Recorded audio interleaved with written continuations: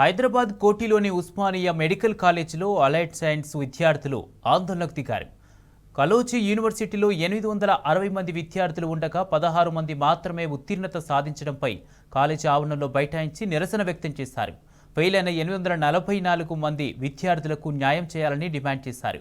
యూనివర్సిటీలో library, hostel, సరైన teaching సిబ్బంది లేకపోవడం, కాలేజీ గ్రౌండ్లోకి విద్యార్థులను అనుమతించకపోవడంతో స్టూడెంట్స్కు తీవ్ర అన్యాయం జరుగుతుందని వాపోయారు.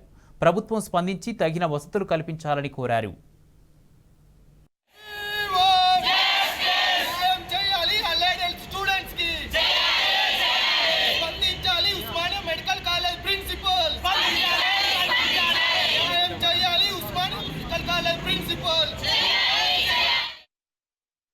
అలైడ్ హెల్త్ సైన్సెస్ స్టూడెంట్స్ మా వెబ్సైట్ మాకు ఈ కోర్స్ అన్నది కాళోజీ నారాయణరావు యూనివర్సిటీ నుంచి రిలీజ్ చేశారు.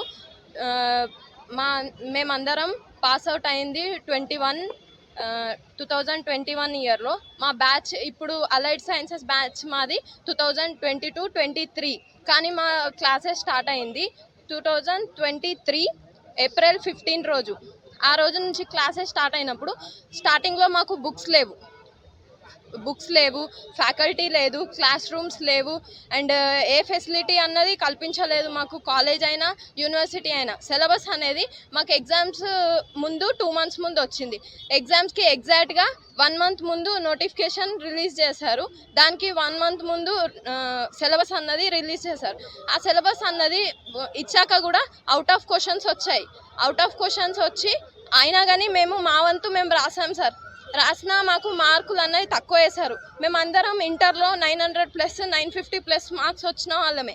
కానీ మాకు ఇప్పుడు ఈ ఇయర్లో 860 మెంబర్స్ ఎగ్జామ్స్ రాస్తే ఓన్లీ 16 to 25 మెంబర్స్ని పాస్ చేశారు.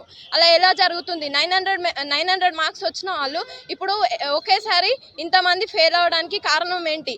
యూనివర్సిటీయే కారణం. మాకు తెలిసినంత వరకు యూనివర్సిటీయే కారణం.